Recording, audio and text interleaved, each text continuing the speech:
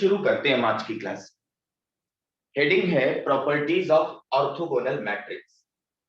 अब जैसा कि प्रीवियस क्लासेस में हम लोग सीख चुके हैं कि यार मैट्रिक्स में तो बहुत सारी टाइप्स होती हैं, है ना।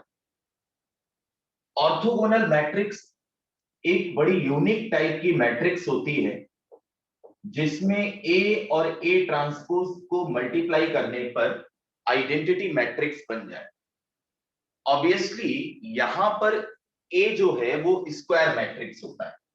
ए is a square matrix.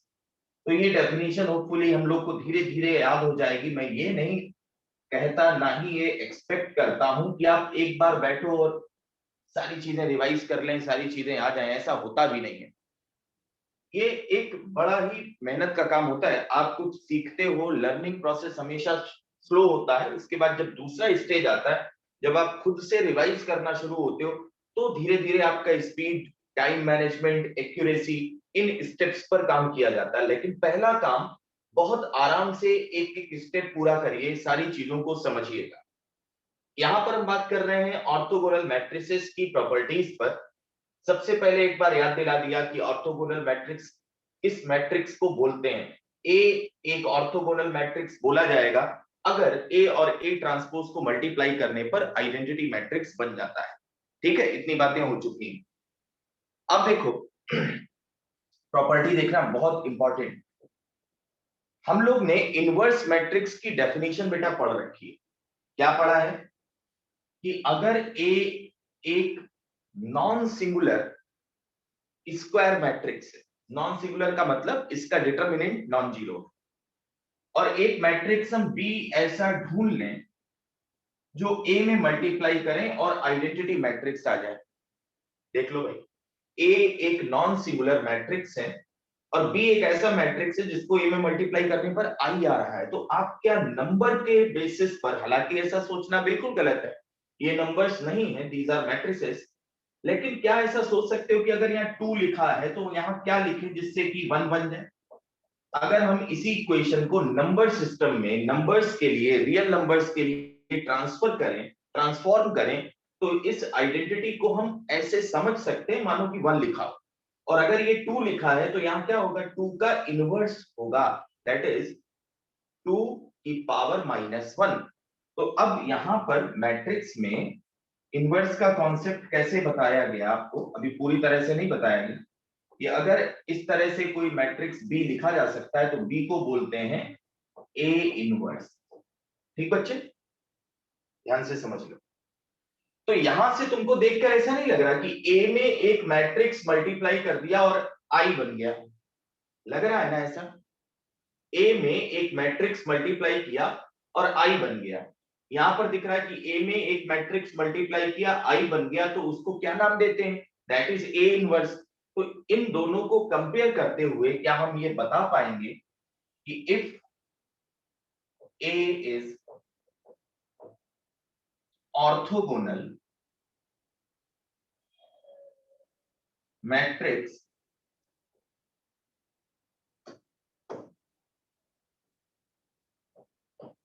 Orthogonal matrix then, बहुत आराम से समझें, ए इनवर्स होगा जो, वो यार ए ट्रांसपोज के बराबर होगा, इसके अलावा और कुछ नहीं होगा। ध्यान से सुन लीजिए। ठीक, आप ये नहीं कि ये दिखाई दे गया तुम्हें किसी स्टेप पर और तुम ए इनवर्स निकाले पड़े हो, ऐसा नहीं करना है। आपको डायरेक्ट लिखना है कि because of this A inverse must be equal to A transpose. Transpose कैसे लेते हैं बच्चे, रो और कॉलम को इंटरचेंज कर देते हैं। फिर देखो, अब होता क्या है, आईआईटी के क्वेश्चंस में वो चालाकी क्या करते हैं, वो हो सकता है कि सिलेबस में ये ऑर्थोगोनल मैट्रिक्स ना लिखें, लेकिन ये तो लिख सकते हैं ना कि ए ट्रांसपोज आपको आता है, ए आता है, मल्टीप्लाई करना आता है।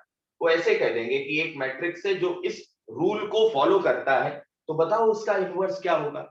अब अगर आपने थोड़ा सा आगे जाकर ऑर्थोगोनल मैट्रिक्स पढ़ रखा है तो तुम्हें बिल्कुल टाइम नहीं लगेगा और आप एक लाइन में आंसर लिख सकते हो। और जिन्होंने ये नहीं किया होगा वो बेचारे ए इनवर्स निकालने के लिए 5-10 मिनट खराब करेंगे और आंसर तो जानते हो कैसे निकलते हैं ना। तो if A is orthogonal matrix then A inverse equal to A transpose.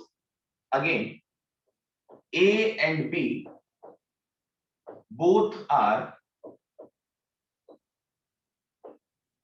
orthogonal. अगर दोनों A और B ऑर्थोगोनल हैं तो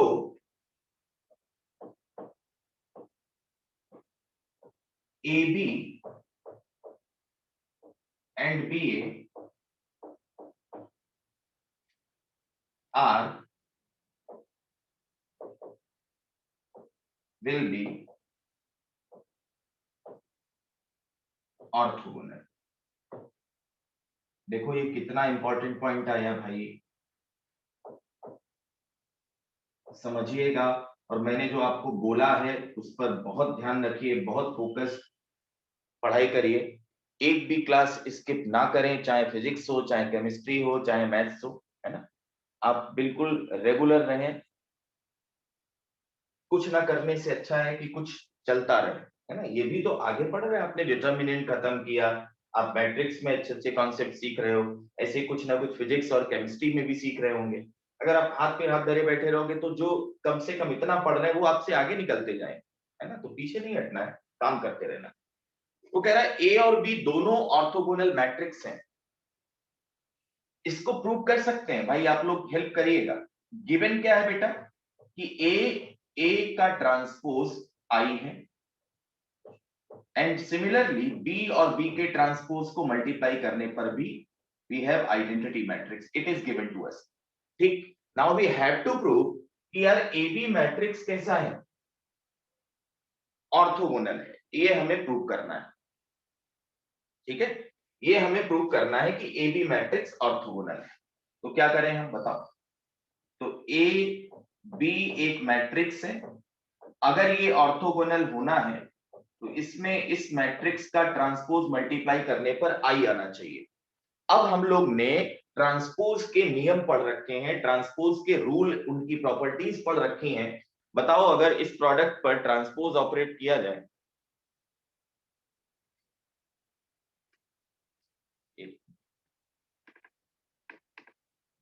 हाँ बताइए, अगर इस प्रोडक्ट पर ट्रांसपोज ऑपरेट करेंगे तो क्या होने वाला है, बताओ। ट्रांसपोज में क्या होता है, ऑर्डर रिवर्स हो जाता है। बिल्कुल सही, ऑर्डर रिवर्स हो जाएगा। और देखो हम लोग कैसे लिखेंगे, तो धीरे धीरे आपको सारी चीजें क्लियर होनी चाहिए। ये हो गया ए बी, ये तो इंटैक्ट रहा, और यहां पर हो गया बी ट्रांसपोज ए ट्रांसपोज, हुआ कि नहीं। अब इन दोनों को हम क्या लिख सकते हैं, आई, गिवन है ना। तो ए आई आई ट्रांसपोज। अब जब ए और ए डैश सारे के सारे मैट्रिक्स हैं इस रिलेशन में, या जो भी एक्सप्रेशन यहां लिखा गया है, तो आई का मतलब फिर वन की तरह रह जाता है ना। ए में आई मल्टीप्लाई करोगे, उसी ऑर्डर का यूनिट मैट्रिक्स होना चाहिए। ए मस्ट बी स्क्वायर मैट्रिक्स, तभी ये सब डिफाइंड है। ए में अगर आई मल्टीप्लाई करोगे तो बेटा क्या रह जाएगा, ए, और ए डैश अगेन क्या हो गया, क्या आपको समझ आया, आई। तो ये छोटा सा डेरिवेशन कि ए बी और ए बी का ट्रांसपोज मल्टीप्लाई करो तो again we have identity matrix, इसलिए यहां पर ये रूल पूरा का पूरा वैलिड है। ठीक है, एक लाइन में यहां लिखते हैं, ये गिवन है।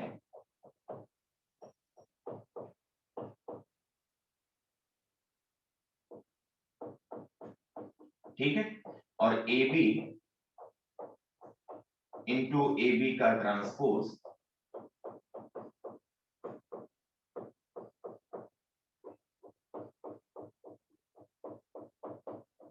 A transpose, this is again I, hence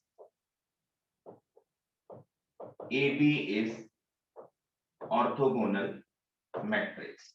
Note down. इसलिए AB ऑर्थोगोनल मैट्रिक्स के अलावा कुछ और नहीं हो सकता। लिख लिया। फिर देखो A is orthogonal, A is orthogonal, then A transpose and A inverse both are orthogonal. अगर A ऑर्थोगोनल है तो A का ट्रांसपोज और A इनवर्स ये दोनों मैट्रिक्स भी ऑर्थोगोनल मैट्रिक्स रहेंगे। नोट कर लीजिए, ये दोनों मैट्रिक्स भी ऑर्थोगोनल मैट्रिक्स रहेंगे। अभी इनवर्स के बारे में ज्यादा डिस्कशन नहीं है, लेकिन हाँ ये तो आप समझ सकते हो। तो इसको उठा के अगर हम ऐसे लिखते हैं तो भी कोई चेंज नहीं है ना, तो भी कोई चेंज नहीं होगा। चेक कर लीजिए, ठीक, नोट कर लो, क्योंकि ए का ऑर्डर स्क्वायर मैट्रिक्स था तो चेक करिएगा। अच्छा ध्यान रहे कि अगर ए बी और बी ए दोनों डिफाइंड है, ए बी और बी ए दोनों डिफाइंड है, तो या तो ये बराबर होते हैं या फिर एक दूसरे के अपोजिट साइन के साथ होते हैं। अगर दोनों डिफाइंड है तो इन जनरल कहा जाता है कि A B is not equal to B A. इसके बारे में हम लोग बात कर चुके, नोट करिए फटाफट।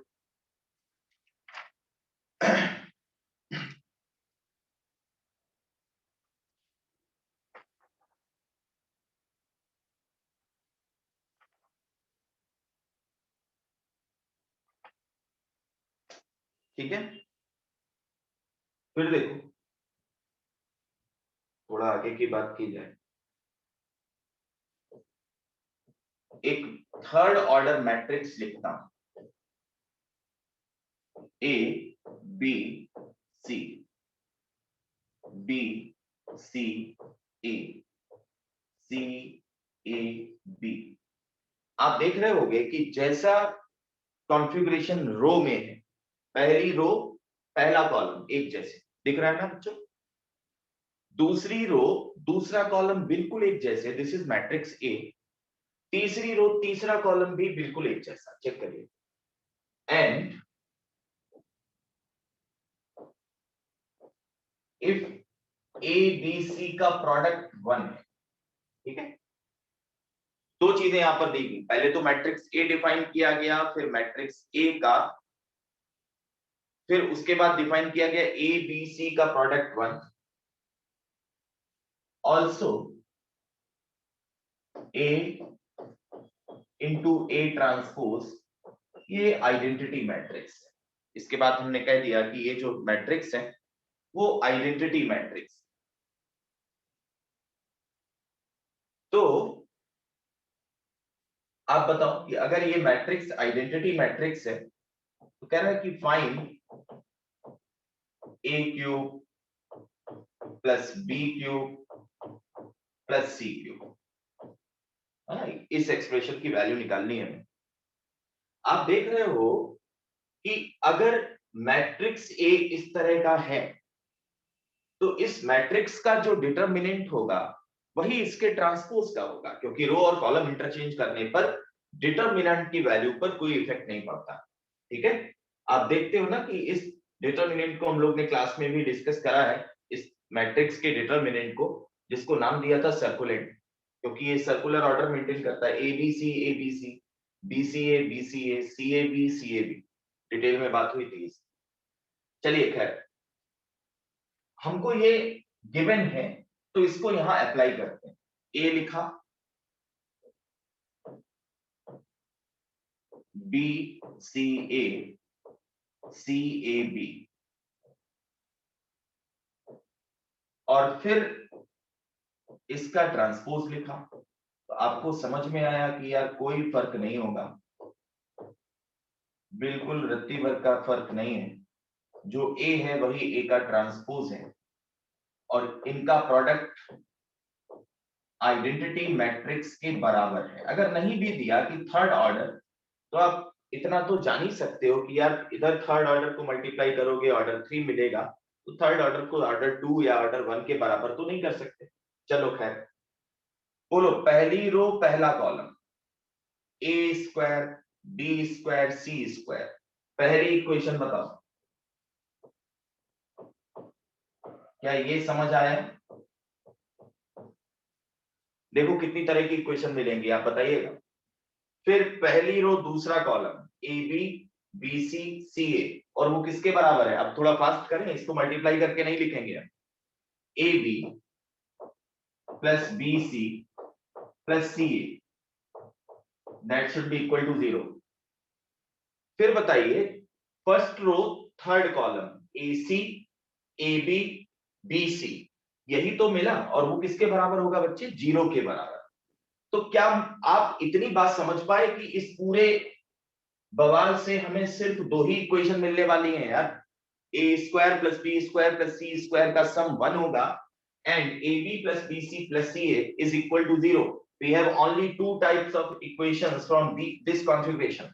इसके अलावा कोई तीसरी तरह का इक्वेशन बनता नहीं दिख रहा है। चेक करो, लिखा इतना जरूर है लेकिन इक्वेशन यही दो, ठीक है ना? अरे बोलो नहीं। Yes sir.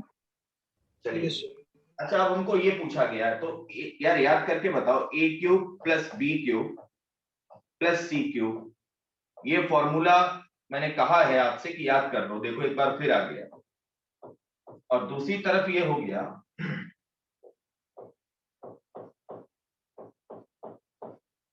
और इधर A square plus B square plus C square. बोलो क्या करेंगे?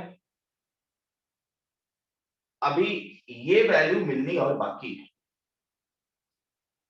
इस पार्ट की वैल्यू तो हमारे पास निकली रखी है, क्योंकि A square plus B square plus C square भी है, और आप देखेंगे A B plus B C plus C A भी वहां पर हमारे पास है। ये निकालना है तो थोड़ा सा बताने की कोशिश किया करो कभी कभी। कैसे होगा? इन दो से क्या हम ये निकाल सकते हैं? ज्यादा से ज्यादा क्या होता है यार, हम गलत बोलते हैं, लेकिन जब तक गलती नहीं करते हमें पता ही नहीं होता कि हम गलत सोच रहे हैं या सही सोच रहे हैं। क्या करें? ये निकालना है, कोई तो तरीका होगा। स्क्वायर दिए हैं, दो दो के प्रोडक्ट का सम दिया है, क्या हम ऐसा कर सकते हैं? इधर देखो, इधर लिख रहा हूं मैं, ए स्क्वायर या A plus B plus C का होल स्क्वायर, ये आ गया। दिस इज इक्वल टू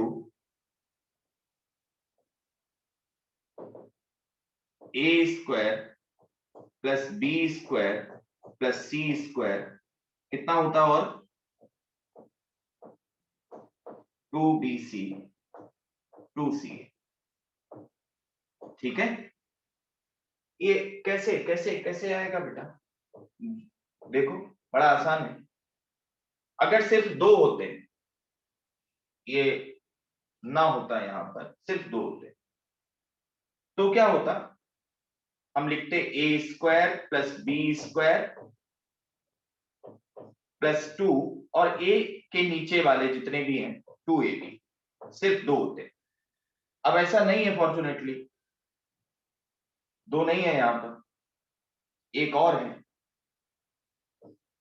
तो हम लोग क्या करेंगे? सबके स्क्वायर का सम, और फिर ए के नीचे जितने कौन कौन है, ए के नीचे बी है और सी है, तो दो पेयर बने, 2ab प्लस 2ac। अब ए के नीचे सारे खत्म हो गए, ठीक है, प्लस 2bc, बी से नीचे सारे खत्म हो गए और सी के नीचे कुछ है ही नहीं। ये हम लोग फॉर्मूला कौन सा बना रहे हैं? ए प्लस बी प्लस सी का होल स्क्वायर। ठीक, आसानी से समझाने के लिए, वैसे तो और भी लॉजिक है बट ये आसानी से समझने के लिए।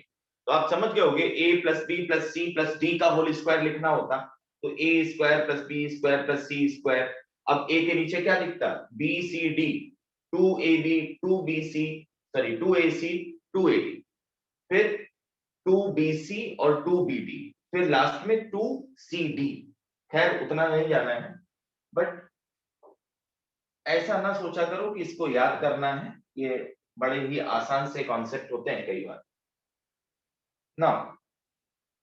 ये तो है अपने पास, ये 1 है, तो कौन से नंबर का स्क्वायर रियल नंबर में 1 होगा, तो हम समझ पाए ना कि या तो यार ये सम 1 होगा या फिर -1। देखो वैल्यू निकल आई, a + b + c की वैल्यू। तो देखो इसके लिए दो पॉसिबिलिटी, +1 -1, और ये तो सीधा सीधा 1 लिखा है, 1 - 0 लिखा है ना। तो कोई बात नहीं, राइट हैंड साइड जो बनी वो देखें जरा, a³ + b³ + c³ -3abc = +1 और -1। ठीक, अब एबीसी गिवन है, कोई बात नहीं, एबीसी गिवन है तो ये 3 लिखा है, 3 उधर जाएगा तो एक वैल्यू 4 हो सकती है, या फिर कितना हो सकता है बताओ, या फिर 2 हो सकता है। इसका वैल्यू, इस एक्सप्रेशन का वैल्यू, क्योंकि एबीसी 1 है, तो अगर प्लस साइन लेंगे तो -3 उधर गया, +1 पहले से था, 3 और 1 4, -1 लेंगे तो 3 में से 1 चला गया, कितना बचा, 5, है ना। हाँ दिमाग यही रखिएगा, तो 2 बचा। ठीक है, आगे बढ़ते हैं। तो these are the properties of orthogonal matrices। बोलो भाई, बात समझ में आई कुछ। अब आगे पढ़ रहे हैं हम लोग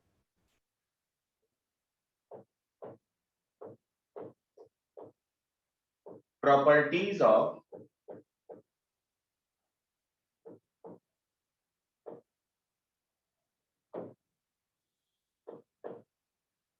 डिटर्मिनेंट्स।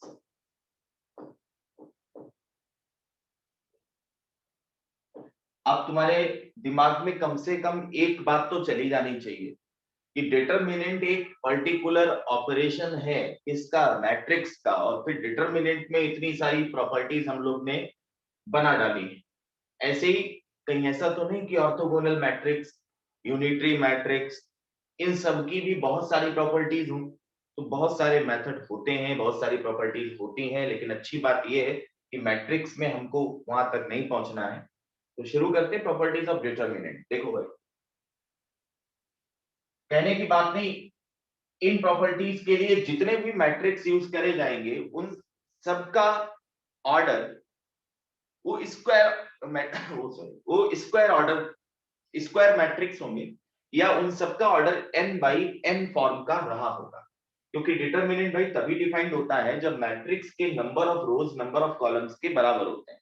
तो यहाँ जितने भी मैट्रिक्स हम लोग यूज करेंगे उन सबका ऑर्डर n/n टाइप का होगा, यानी वो स्क्वायर मैट्रिक्स होंगे। देखो पहली प्रॉपर्टी, ए बी,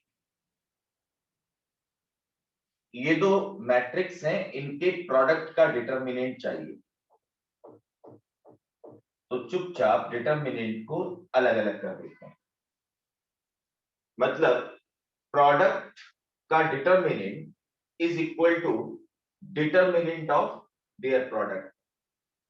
ठीक है, उनके डिटरमिनेंट का प्रोडक्ट उनके प्रोडक्ट के डिटरमिनेंट के बराबर होगा।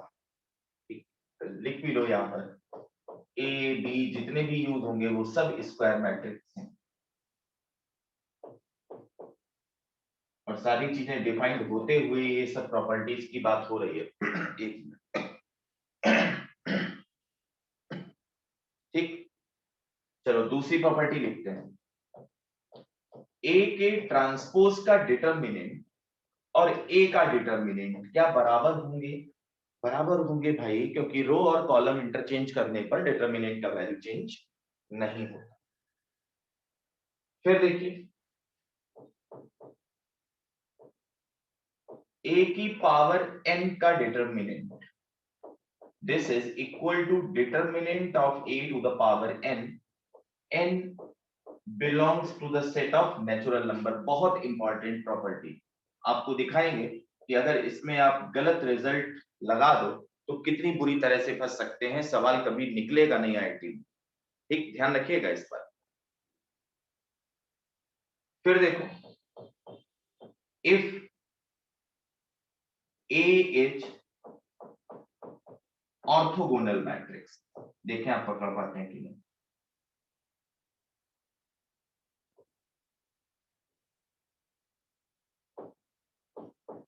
अगर ए एक ऑर्थोगोनल मैट्रिक्स है, अब ये सब क्वेश्चंस ही हैं, तो ए का डिटरमिनेंट क्या होगा? एक ऑर्थोगोनल मैट्रिक्स है, देखो ए ऑर्थोगोनल है तो बेटा ये लिखोगे, बोलो ये लिखोगे, दोनों तरफ डिटरमिनेंट अप्लाई कर दो। कर दिया, कर दिया भाई।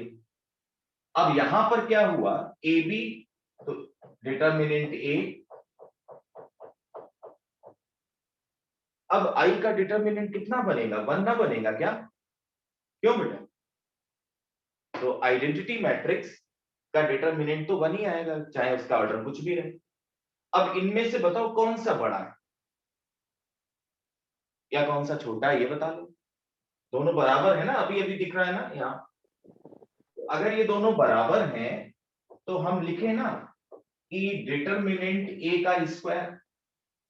अब फिर वही बात आ गई ना कि डिटरमिनेंट की वैल्यू +1 या -1। अच्छा, एक मिनट नवनीत, आप बताइएगा कि क्या ये -1 वैल्यू इस केस में अलाउड है? बोला करो यार, लिख दिया कर कम से कम, चैट में लिख दिया करो भाई अगर नहीं बोलते हो। हाँ भाई बोलो। अपूर्वा बोलो भाई। अनिमेश क्या कहना चाहेंगे? ऐसा तो नहीं दिख रहा कि ए का मॉड मॉड -1 नहीं? क्यों भाई? कुछ लोग को ऐसा तो नहीं दिख रहा कि किसी भी नंबर का, किसी भी चीज का मैग्नीट्यूड जो है वो निगेटिव नहीं होता? ये क्या लिखा है, पढ़ो, ये क्या लिखा है? मेरा डिटरमिनेंट ऑफ ए। हाँ, इसको कभी भी बेटा मॉड ए ना बोल देना, और बोलना तो दोबारा आना नहीं सामने। ठीक, this is the determinant of A, this is not mod A. जब मैं चिल्ला चिल्ला के बोल रहा हूँ ये डिटरमिनेंट है, मैट्रिक्स का मॉड कैसे लेगा? तो अगर डिटरमिनेंट है तो उसका वैल्यू निगेटिव भी आ सकता है और पॉजिटिव भी आ सकता है। तो इसका आंसर क्या बनने वाला है? +1 या फिर -1। देखो कितना बेहतरीन रिजल्ट, कितनी अच्छी शकल सूरत के साथ। ए का डिटरमिनेंट जो है वो +1 होने वाला है या फिर -1 if A is orthogonal matrix. और जिसने अगर इस इन सब चीजों पे ध्यान नहीं दिया वो वहीं पर घूमता रहेगा, उतनी देर में नहीं निकलना। ठीक, आपको समझ में आ गया? चलो, ये आपने नोट किया होगा, इसलिए हम बोर्ड से कुछ हटाते भी रहते हैं। ठीक है। तो ये एक इंपॉर्टेंट बात हुई। उसके बाद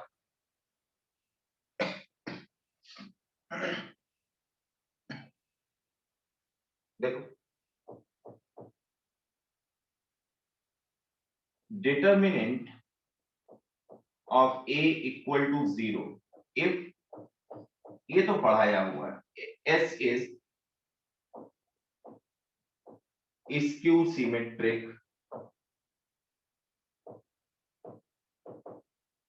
matrix of odd order। ये हमने डिटरमिनेंट में भी एक बार बताया था, फिर से बता देते हैं। कोई भी स्क्यू सिमेट्रिक मैट्रिक्स है, डायगोनल पर 0, यहाँ 1 या ए बी सी कुछ भी लिख लो, यहाँ -a -b -c लिख दो, तो इसका डिटरमिनेंट हमेशा 0 आता है। बात हो चुकी है, नोट कर लीजिए। ऑड ऑर्डर होना चाहिए बेटा, बस इतना ध्यान रखना है ना। ऑड ऑर्डर मैट्रिक्स होना चाहिए स्क्यू सिमेट्रिक। और इवन ऑर्डर होता है तो याद है, इवन ऑर्डर में परफेक्ट स्क्वायर बनता था। These are the properties of determinant. फिर देखिए, अच्छा बताओ,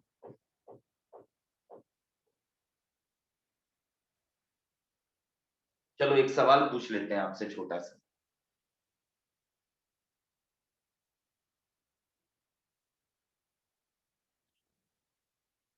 डिटर्मिनेंट ए की वैल्यू 2, डिटर्मिनेंट बी की वैल्यू 3 और डिटर्मिनेंट सी की वैल्यू 5। ठीक है, सारे स्क्वायर मैट्रिसेस हैं,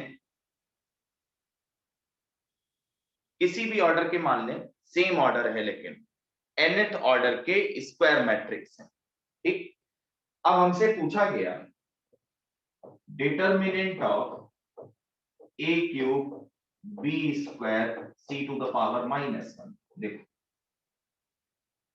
बताइए जरा, मतलब हमसे पता क्या पूछा गया, we have to find this one, A cube B square, इसका प्रोडक्ट करो और फिर जो रिजल्ट आए, फिर जो फाइनल मैट्रिक्स आए, उसका डिटर्मिनेंट बताओ।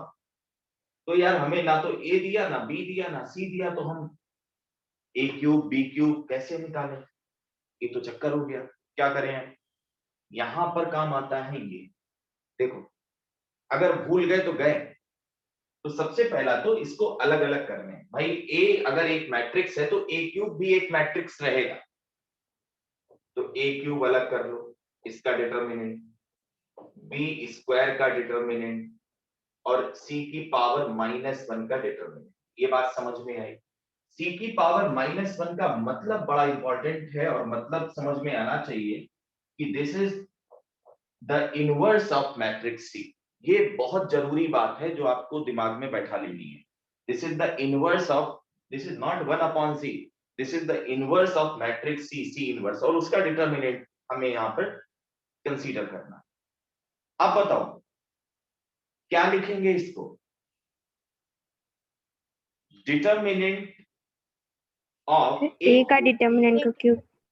हाँ देखो, अब ये प्रॉपर्टी लगी, छोटी छोटी सी बातें, और पूछ के देखना, जिसने पढ़ा भी है बिना ध्यान के सिर्फ मैट्रिक्स खत्म कर लिया, कभी ना कर पाएगा। इसका क्या करें? ये तो नहीं पढ़ा, क्योंकि हमने क्या लिख दिया,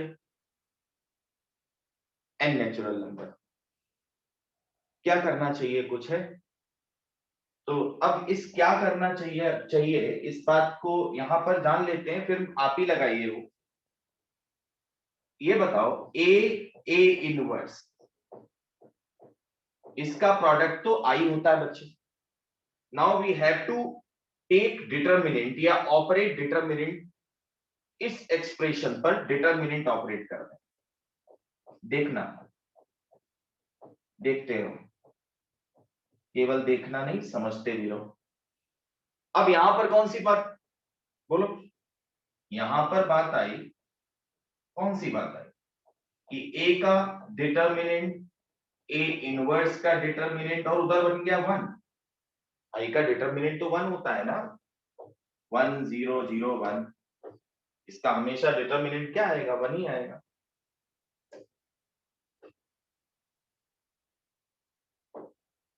ठीक है,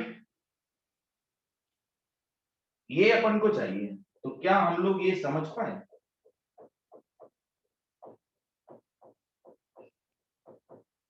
ये देखो कितना अच्छा रिजल्ट है। जीवन भर कंफ्यूज रहते हैं कुछ लोग, वो यही लगाते रहते हैं, जबकि this is valid only if n is natural number. यहां पर इस रिजल्ट के कारण कि a के इनवर्स का डिटर्मिनेंट, क्या लिख सकते हैं इसको नवनीत, बोलो? इसको लिख सकते हैं 1 डिटर्मिनेंट ऑफ a। तो यहां पर चूंकि a नहीं था, this is 1 determinant of c। समझ आया? Because of this result. तो ये कितना इंपॉर्टेंट है, ये समझो। ठीक, अब क्या था, कुछ लोग सोचते रहेंगे कि जब ए दिया नहीं तो ए का स्क्वायर क्यूब कैसे निकालें, और आप तब तक कर ले जाओगे। 2 का क्यूब 8, 3 का स्क्वायर 9 और डिटर्मिनेंट ऑफ सी 5। नोट करिए, बहुत इंपॉर्टेंट पॉइंट था ये, इसको समझिए।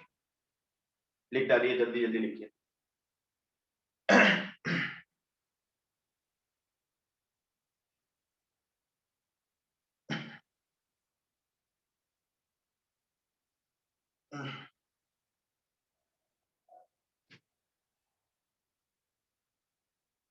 हो गया?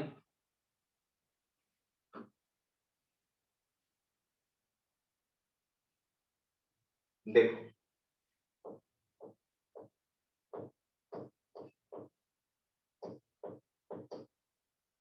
प्रॉपर्टीज ऑफ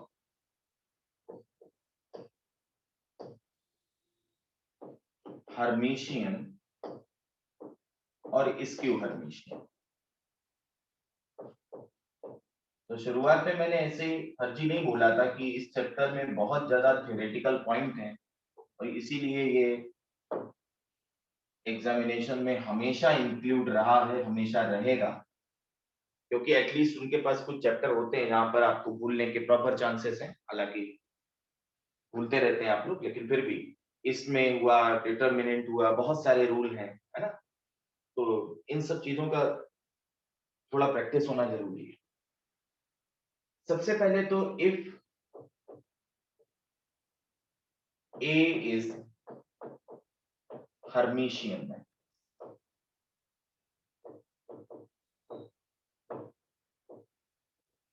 तो हर्मिशियन मैट्रिक्स का अर्थ होता है कि conjugate transpose of matrix A is again matrix A. देख लो भाई, ठीक है? बात समझ में है? और अगर ये मैट्रिक्स हर्मिशियन मैट्रिक्स है तो पहली बात,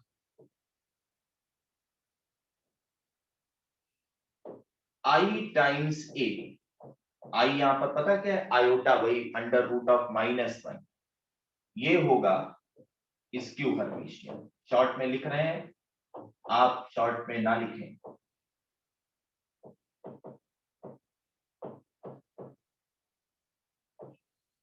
अंडर दिस कंडीशन ये ध्यान रखिएगा। दूसरा पॉइंट, के टाइम्स ए, ये होगा हर्मिशियन।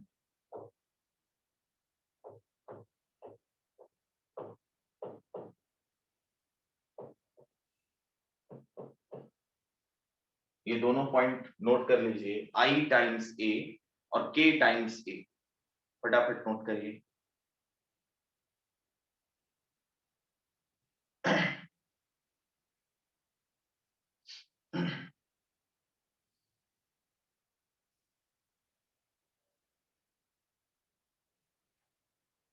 दोनों एक साथ लिख दो। ऑल्सो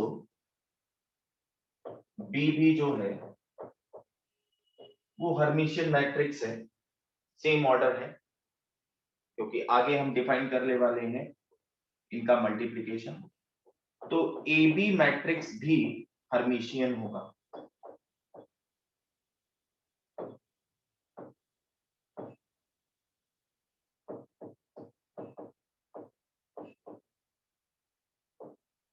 तो ए बी मैट्रिक्स भी एक हर्मिशियन मैट्रिक्स रहेगा।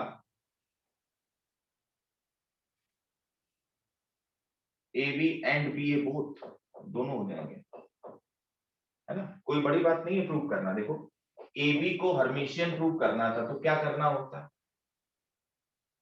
क्या करना होता है? इसका कॉन्जुगेट ट्रांसपोज जो है वो इसी मैट्रिक्स के बराबर आ जाए। अब कॉन्जुगेट ट्रांसपोज में बेटा लगता है रिवर्सल लॉ, ठीक है? तो यहां पर ये हो जाएगा बी और ये हो जाएगा ए। तो हाँ, इसको जरूर लिख दीजिए। इसको ए बी तभी लिखेंगे जब हमें ये मालूम हो कि ए बी और बी ए बराबर है, ठीक? जब हमें ये मालूम है, वो देखो लिखने का एक फायदा हुआ, ये तभी लिखेंगे जब हमें मालूम हो। इसको ए बी नहीं लिख सकते। हाँ, अगर दिया होता कि ए बी और बी ए बराबर है, जैसे यहाँ पर हम लोग क्या लिखेंगे? A B and B A are Hermitian matrix if, एक बात और जोड़ दो, A B equal to B A. तो अच्छा हुआ प्रूव करके देख लिया, एक पॉइंट और वहां पर ऐड हो गया। नोट कर,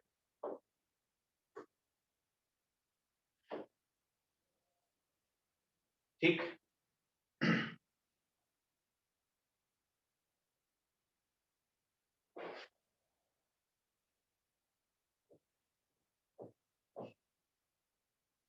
दूसरी बात,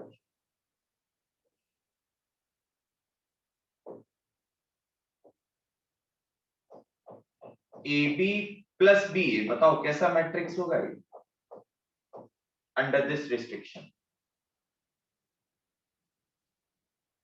ये कैसा होगा? ए बी बन जाएगा बी ए बाद में, और बी ए बन जाएगा ए बी, चूंकि सम जो है, एडिशन जो है वो कम्यूटेटिव होता है, तो फिर वही आएगा, यानी ये भी कैसा आएगा? हर्मिशियन। देखो वैसे ही निकलने लगेंगे ये छोटे छोटे रिजल्ट,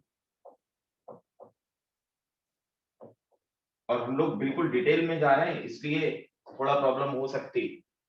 हाँ, A B minus B A कैसा हो जाएगा? देखो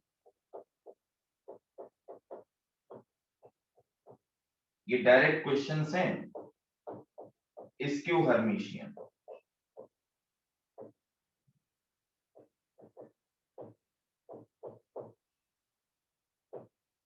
नोट कर लीजिए,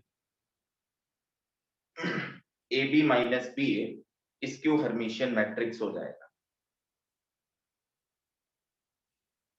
ऑर्डर सेम होना चाहिए, मतलब ये सारी चीजें डिफाइंड होनी चाहिए, सेम ऑर्डर। ये कहने की बात होती नहीं है, लेकिन चलो लिख दें।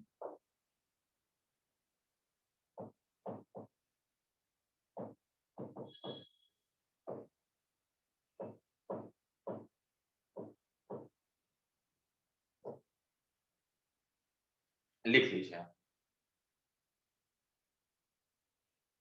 ठीक है। तो ये बात तब थी जब ए हर्मिशियन था, अब इसको स्क्यू हर्मिशियन कर लिया जाए।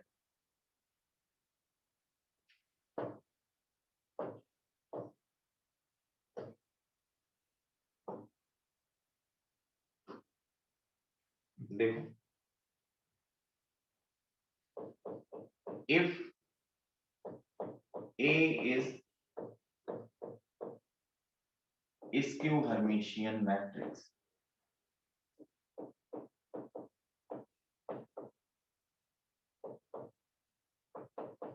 तो क्या होगा? तो IA will be Hermitian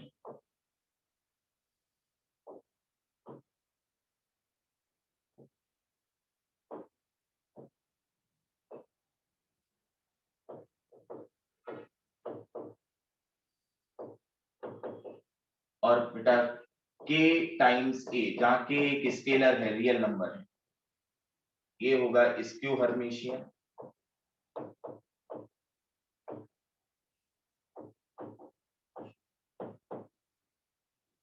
मैं बार बार बोल रहा हूं, ये छोटे छोटे पॉइंट आपको क्वेश्चंस के फॉर्म में बुक्स में मिलेंगे, तो ध्यान देके पढ़ते रहिएगा।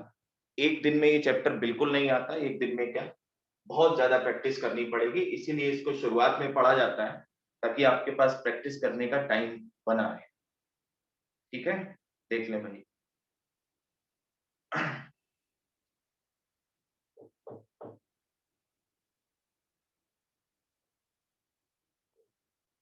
अच्छा ये बताओ, चलो एक मैट्रिक्स बताते हैं तुम्हें, ये मैट्रिक्स हर्मिशियन होगा कि स्क्यू हर्मिशियन? ये मैट्रिक्स, सबसे पहले देखो हर्मिशियन के लिए क्या करना होता है, इसका कॉन्जुगेट ट्रांसपोज, जैसे let this is matrix M, तो we have to operate theta on M, तो this will be conjugate transpose of A theta times A। अब conjugate transpose से रिवर्सल लॉ लगता है, तो A थीटा और A थीटा थीटा, मतलब conjugate transpose of matrix A, this will be A theta, और ये कितना हो गया, ये फिर से A हो गया। तो क्या आपको दिखा कि M पर थीटा ऑपरेट करने से फिर M आ गया? तो लिखने में क्या दिक्कत है कि भाई A theta A and A theta, ये हमेशा हर्मिशियन मैट्रिक्स होते हैं, दे आर हर्मिशियन।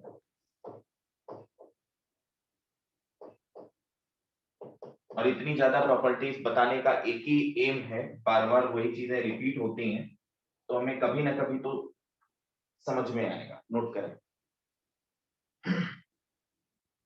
लिखिएगा।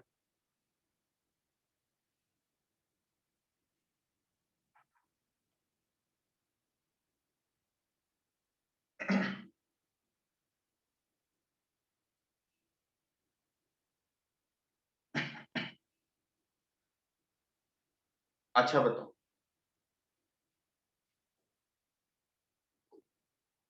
डिटर्मिनेंट ए का वैल्यू 1 है, ठीक?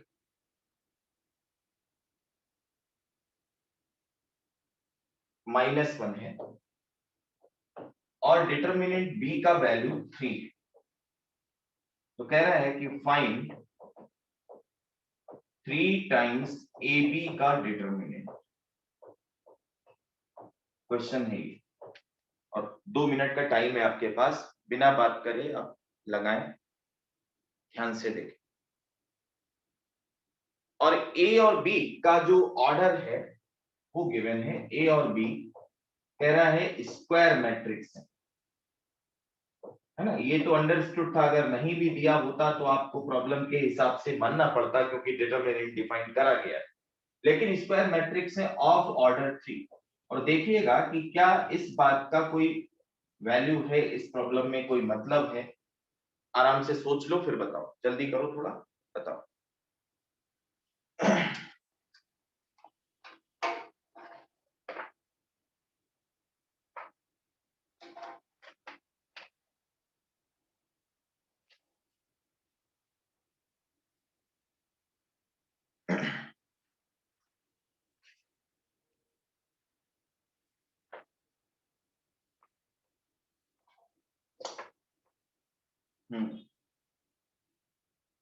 आंसर लिख के बताइए जल्दी भाई।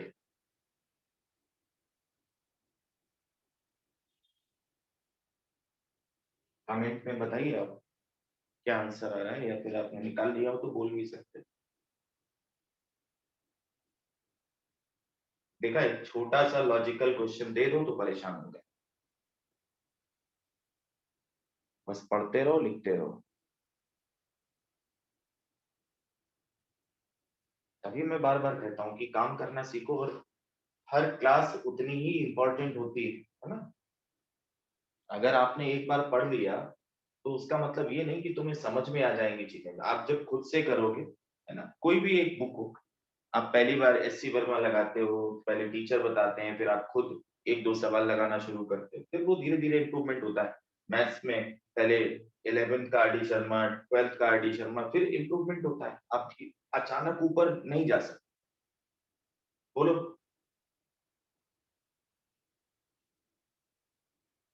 क्वाइट लॉजिकल है, लॉजिकल है।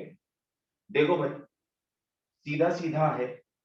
कितना हो जाएगा, ए और बी अलग अलग कर लो, सी को तो बाहर कर दिया होगा, तो 3 × 3 × -1, तो -9 क्या आपका आंसर है?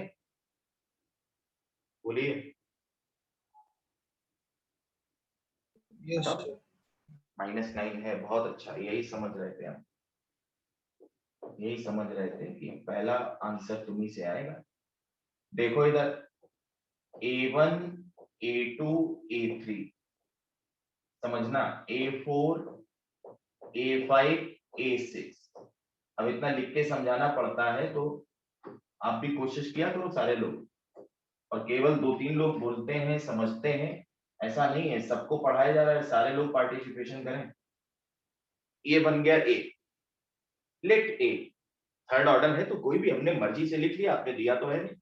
एंड इसका डिटर्मिनेंट -1 है। चलो कोई बात नहीं।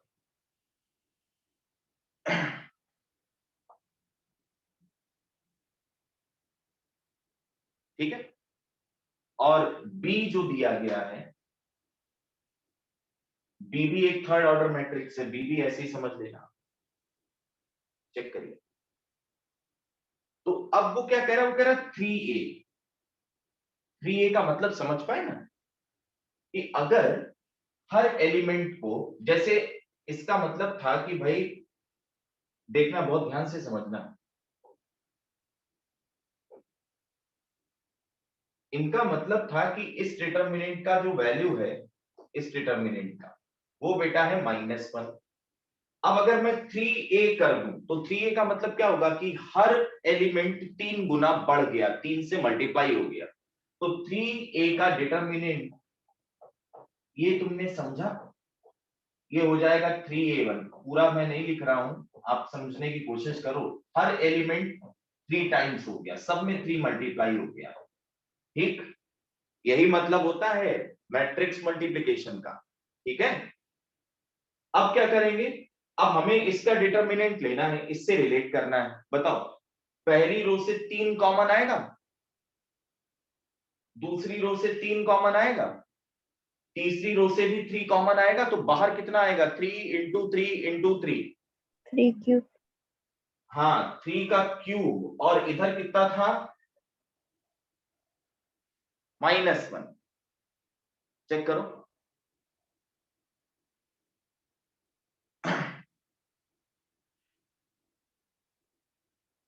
क्यों भाई, तो कितना निकलेगा,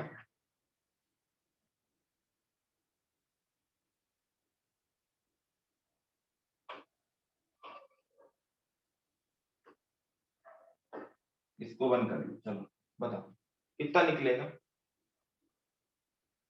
नहीं नहीं, ये तो 3 है। हाँ ठीक, हाँ बताओ कितना आएगा ये 3 का क्यूब। ये हो गया बेटा 3a का डिटर्मिनेंट इंटू b का डिटर्मिनेंट। डिटर्मिनेंट में तो रिवर्सल लॉ था नहीं, तो 3 का डिटर्मिनेंट कितना होगा, 3 बाहर नहीं निकलेगा, माइनस का 27, और ये तो दिया था, तो आंसर पता कितना था, -81 था, ना कि -9। समझ आया भाई, 3a का मतलब यस क्या यस होता है, सर। 3a का मतलब समझो कि हर एलिमेंट 3 गुना बढ़ गया। ये डिटर्मिनेंट नहीं है, डिटर्मिनेंट में जब मल्टीप्लाई करते हैं, जैसे इसको 3 से मल्टीप्लाई करते, तो इसका मतलब होता है कि कोई एक रो या एक कॉलम 3 से मल्टीप्लाई हो गया, लेकिन दिस इज 3a, और फिर आप डिटर्मिनेंट ऑपरेट कर रहे हैं। नोट करिए, देखा, छोटी सी बात बट गलती कर गए, और इतना डिस्कशन नहीं होगा ना तो आप समझोगे फिर भूल जाओगे, इसलिए समझाना जरूरी है। नोट करो इसको।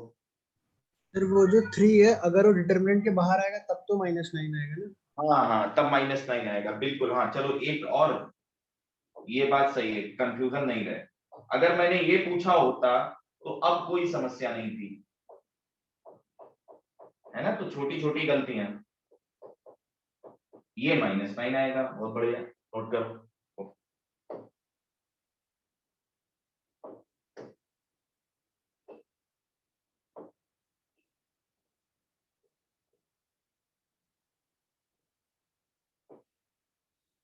नोट करिए, ये दोनों लिखिए ताकि कंफ्यूजन ना रहे, और इसका मतलब लिखिएगा साथ में, आप भले ही थोड़ा टाइम लगाओ लेकिन करो पूरा भाई, है ना। और फिजिक्स की आपकी क्लासेस थोड़ा सा टाइम में चेंजेस आए हैं, इसलिए आपकी क्लासेस इसी टाइम पर रहेंगी, 7 बजे की पॉसिबिलिटी बनेगी। और अगर जरूरत हुई तो संडे को एक्स्ट्रा क्लास, या कभी वीक में क्लासेस नहीं हो पाई तो संडे को क्लास है, नहीं तो आप लोग भी परेशान हो जाए। चलो भाई, खैर।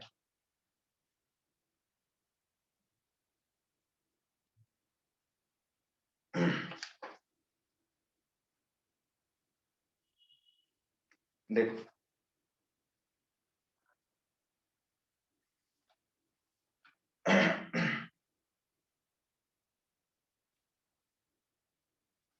ये हम लोग ने अभी तक मैट्रिसेस में जो इंपॉर्टेंट टाइप्स हैं उनकी प्रॉपर्टी की।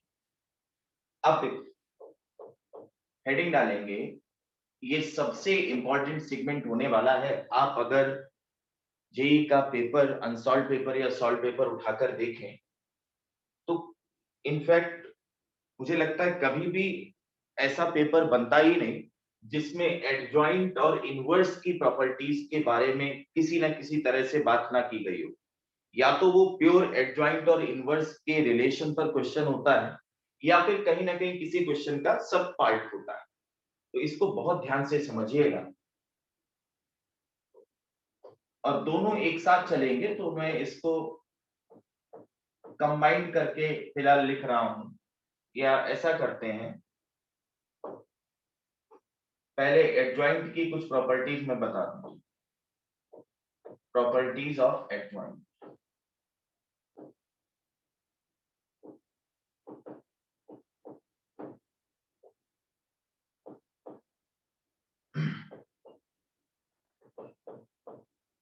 प्रॉपर्टीज ऑफ एडजॉइंट मैट्रिक्स, देखिए properties of adjoint matrix.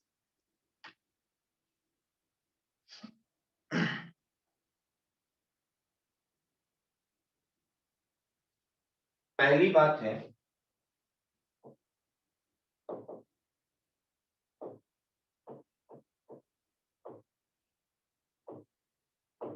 Adjoint of A B, यहां पर भी बेटा रिवर्सल लॉ होल्ड करता है। Adjoint of B times adjoint of A. Adjoint का मतलब भूले तो नहीं, अगर भूल गए हो तो कोई बात नहीं, मैं इसको भी बता देता हूं एक।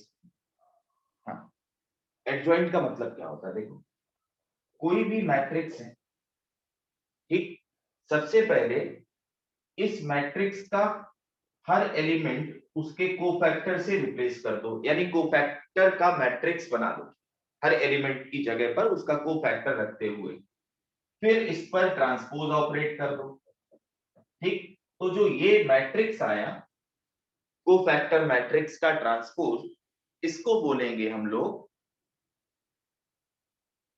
Adjoint of matrix A. This is known as adjoint of matrix A. समझ लीजिए, बहुत ध्यान से समझ लीजिए, ठीक बेटा, इसको बोला जाता है एडजॉइंट ऑफ मैट्रिक्स ए। तो पहली ये प्रॉपर्टी बड़ी इंपॉर्टेंट है। दूसरी बात, एक और लिख लो, adjoint of A to the power n, this is equal to adjoint of A power n, n natural number.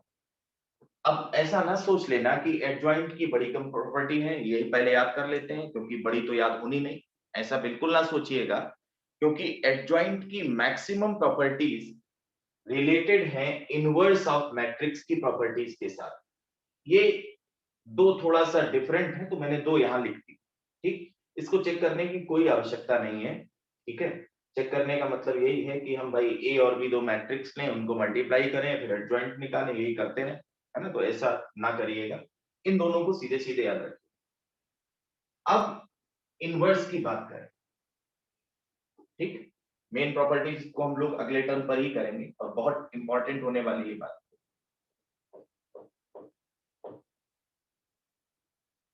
Inverse matrix की प्रॉपर्टीज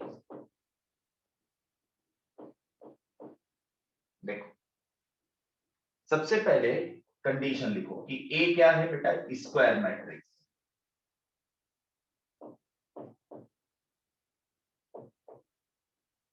और वो भी किस तरह का, कि इसका जो डिटरमिनेंट है वो नॉन जीरो, ठीक। अगर ऐसा है देन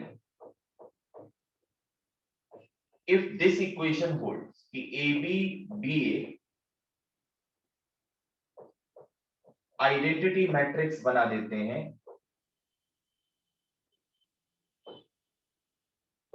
ऑर्डर n का, A B equal to B A equal to I N, then B is known as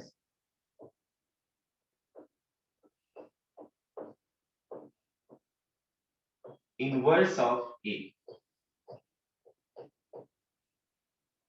inverse of matrix A। और इसका रिप्रेजेंटेशन बड़ा यूनिक है, और गलती से भी इसको 1/a किसी ने लिखा तो समझ ले, ये 1/a नहीं है, पहली बात। हाँ, ये जरूर था कि A इनवर्स का जो डिटरमिनेंट था, ये 1 डिटरमिनेंट ऑफ A, कि 1/mod A, मॉड नहीं, डिटरमिनेंट ऑफ A, ठीक है। तो ध्यान रखिएगा। चलें वापस। तो ऐसे केसेस में हम बोलते हैं कि this is the inverse of A and it is given by A inverse निकालने का जो टेक्निक है वो है कि एडजॉइंट A को, अब ये ऑब्जर्वेशंस देखो कितनी खतरनाक रही हैं, डिटरमिनेंट A से डिवाइड कर दिया जाए, है ना। तो जो मैट्रिक्स निकल आता है उसको बोलते हैं A इनवर्स।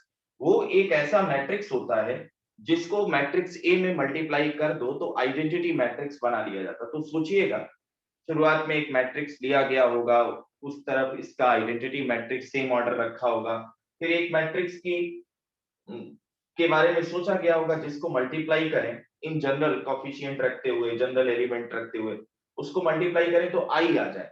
फिर जब उन एलिमेंट को रीअरेंज किया गया, उनके बारे में सोचा गया, तो इसमें तो बहुत सारी प्रॉपर्टीज निकलने वाली थी, तो इसको हमने एक अलग सा नाम दिया एडजॉइंट ऑफ ए, है ना। तो ध्यान से समझिए, उतना डिटेल में जाने की जरूरत भी नहीं कि ए इनवर्स को हम ऐसे डिफाइन करते हैं, adjoint of A divided by determinant of A. जब मैं ऐसा लिख रहा हूं तो तुम्हें इतना तो यकीन है कि डिटरमिनेंट भाई नॉन जीरो है, अदरवाइज सब गड़बड़ हो जाता, जीरो से डिवीजन तो कर ही नहीं सकते, ठीक है। अगर ये लिखा गया तो इस इक्वेशन को भाई हम लोग ऐसे भी लिखेंगे कि adjoint of A this is equal to A inverse times determinant of A. देखना बहुत ध्यान से सुनिएगा, एक ये रिजल्ट है, नंबर डाल दो, ये वो क्या होता है, this is result number 1, this is result number 2, note करिए। अब इस इक्वेशन में हम मैट्रिक्स ए से मल्टीप्लाई करें, यानी दूसरी इक्वेशन में मल्टीप्लाई करेंगे दूसरे रिजल्ट में ए से। तो pre multiplying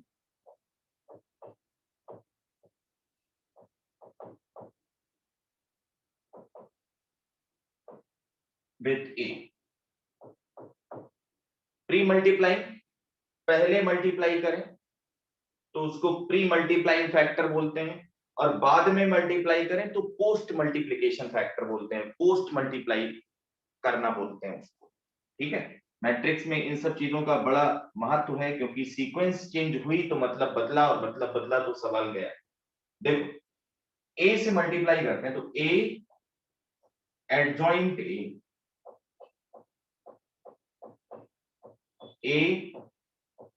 A inverse determinant A.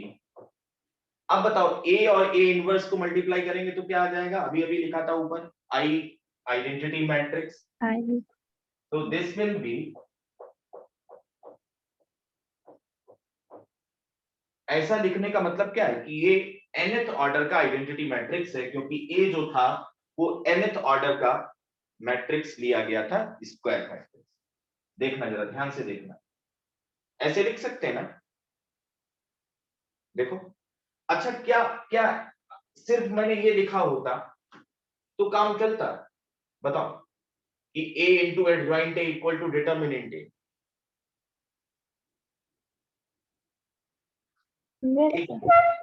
पूछो, इस तरफ ए एक मैट्रिक्स, एडजॉइंट ए दूसरा मैट्रिक्स, तो दो मैट्रिक्स को मल्टीप्लाई करेंगे क्या आएगा, मैट्रिक्स ही तो आएगा। और इधर तुमने अगर लिख दिया ना डिटरमिनेंट ए तो सब गड़बड़ हो गया। क्यों, इधर मैट्रिक्स और इधर न्यूमेरिकल वैल्यू, ऐसा तो हो ही नहीं सकता, क्योंकि मैट्रिक्स का कोई न्यूमेरिकल वैल्यू नहीं होता।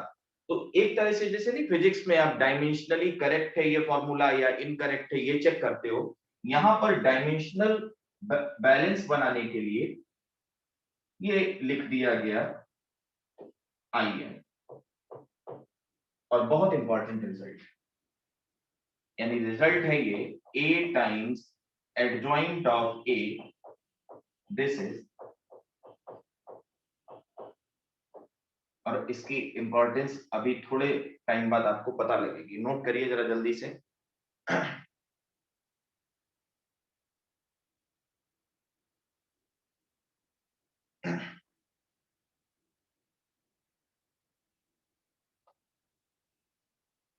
नोट करिए।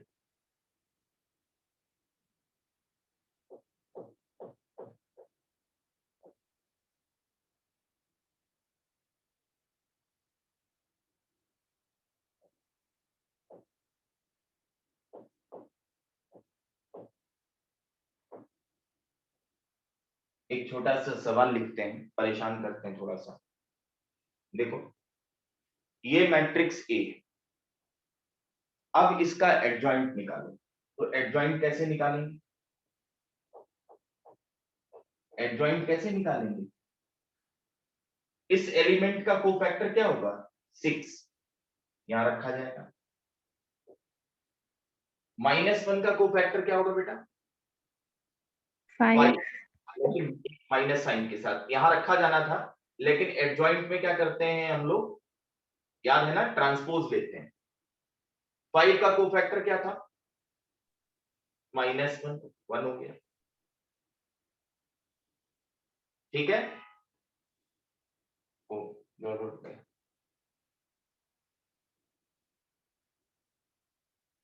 हाँ सही था।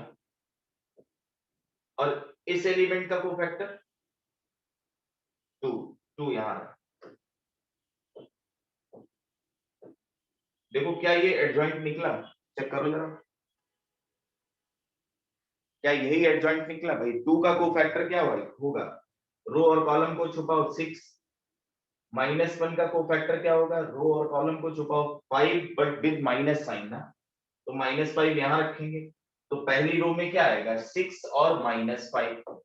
फिर 5 का कोफैक्टर क्या होगा? -1, साइन चेंज। 6 का क्या होगा? 2।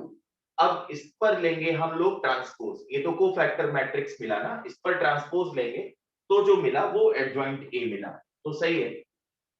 अब देखो, तुमको ये दिया गया था, ए गिवन था सिर्फ, और पूछा पता क्या है? उसने पूछा ए टाइम्स एडजॉइंट ए बताओ।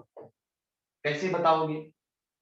ए दिया है, एडजॉइंट ए दिया, अब क्या करना है? बस बोलो, दोनों को मल्टीप्लाई करना है। लेकिन जिसने ये पढ़ रखा है वो इन सब के चक्कर में नहीं पड़ेगा। वो क्या करेगा बताओ? वो ए का डिटरमिनेंट निकालेगा, और ए का डिटरमिनेंट 20-25 मिनट में तो निकल ही आएगा भाई, है ना? कुछ करना नहीं। 12 + 5 17 हो गया ना? बोलो। और वो देखेगा कि आप क्या कर रहे हैं। ये सब ए है तो एडजॉइंट ए निकालने की क्या आवश्यकता? ये तो सेकंड ऑर्डर है, थर्ड ऑर्डर होता तो अब तक वही लिख ही रहे होते आप। ए एडजॉइंट ए निकल आया, ए इंटू एडजॉइंट ए दोनों को मल्टीप्लाई कर रहे होते, तब कहीं जाकर आंसर आता। और जिसने ये पढ़ लिया है वो पता क्या करेगा? इसका आंसर एक झटके में लिख कर आएगा 17 देखो, डिटरमिनेंट ए को आई एन से मल्टीप्लाई कर दो, तो आई एन का मतलब क्या होता है? आई एन का मतलब क्या होता है? यहां पर ऑर्डर 2 है, इसको 17 से मल्टीप्लाई कर दो, तो हर एलिमेंट से मल्टीप्लाई हो जाएगा, यही बन जाएगा। समझ आई बात? समझ आया? आपके सिलेबस में एडजॉइंट भी है, इनवर्स भी है, और अगर इस तरह की छोटी छोटी टेक्निक्स पूछती जाए तो कोई आश्चर्य की बात नहीं है, ये हमेशा पूछे जाते रहे।